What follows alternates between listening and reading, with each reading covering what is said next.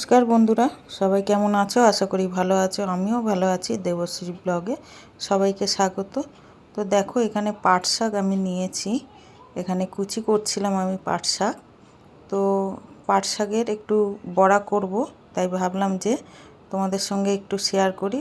তো দেখো, ছুরি দিয়ে আমি পাট শাকগুলো আমি কুচি কুচি করে নেব।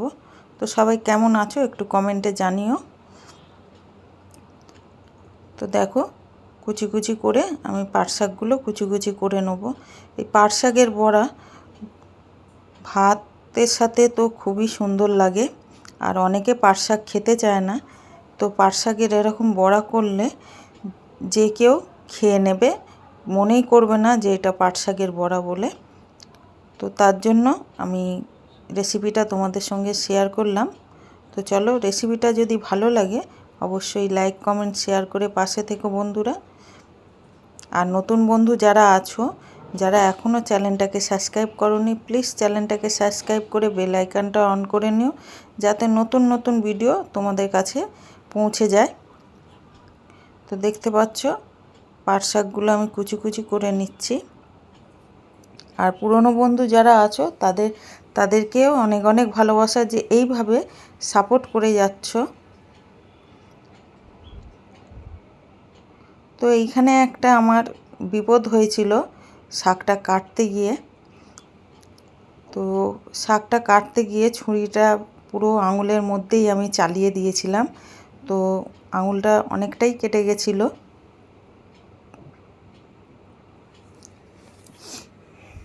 তাও ভিডিওটা আমি পুরোটাই তুলে ধরেছিলাম।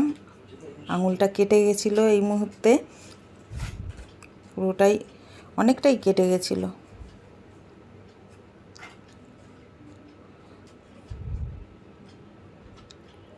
তো দেখো, আমি এখানে চাল ভিজিয়ে রেখেছিলাম, চালটাকে আমি পেস্ট করে নিয়েছি।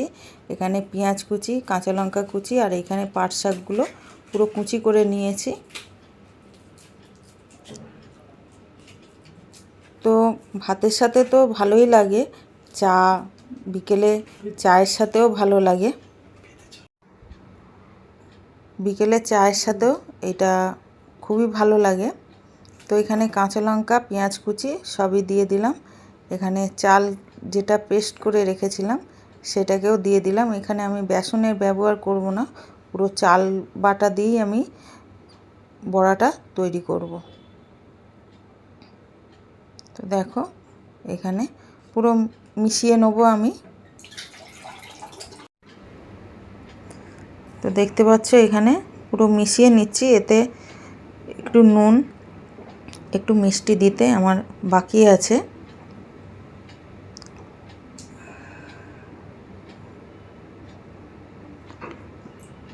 তো দেখো, পরিমাণ মতো নুন দিলাম আমি।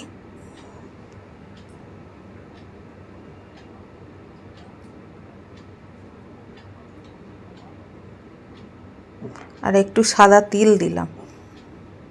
সাদা তিলটা অপশনাল, তোমরা চাইলে দিতে পারো। সাদা তিলের পরিবর্তে কালো জিরেও তোমরা দিতে পারো। তো আমি সাদা তিলটাই আমি দিলাম। এটাকে ভালো করে আমি মিশিয়ে নেব।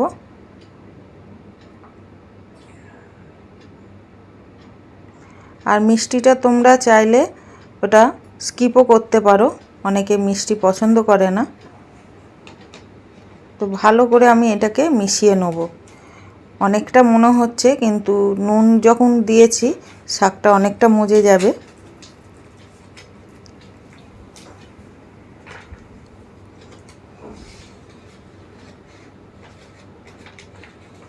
তো দেখতে পাচ্ছ, পুরো আমি মিক্স করে নেব পুরো।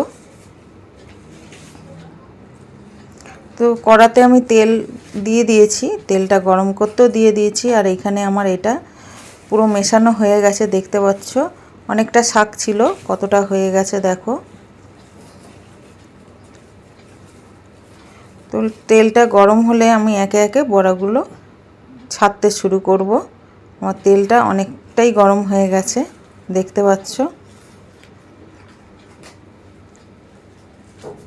এভাবে যদি বড়া করা হয় পাট শাকে, বাচ্চা থেকে বয়স্ক সবাই অনায়াসে খেতে পারবে।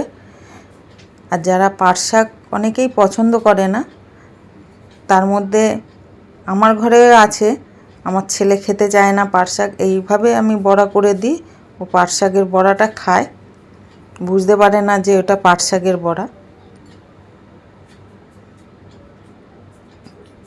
তো সেরকমই অনেকেই পছন্দ করে না, তো এইভাবে বানিয়ে তোমরা পরিবেশন করতে পারো।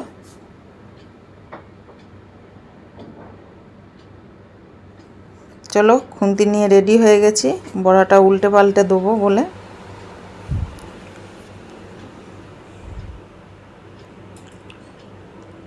আঙুলটা খুবই যন্ত্রণা করছিল, মানে অনেকটাই কেটে গেছিলো আঙুলটা।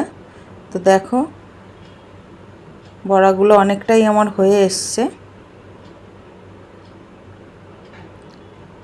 বিকেলে চায়ের সাথে খুবই ভালো লাগে। তো দেখতে পাচ্ছ। তো তোমাদের ভিডিওটা যদি ভালো লাগে একটু লাইক কমেন্ট শেয়ার করে পাশে থেকো।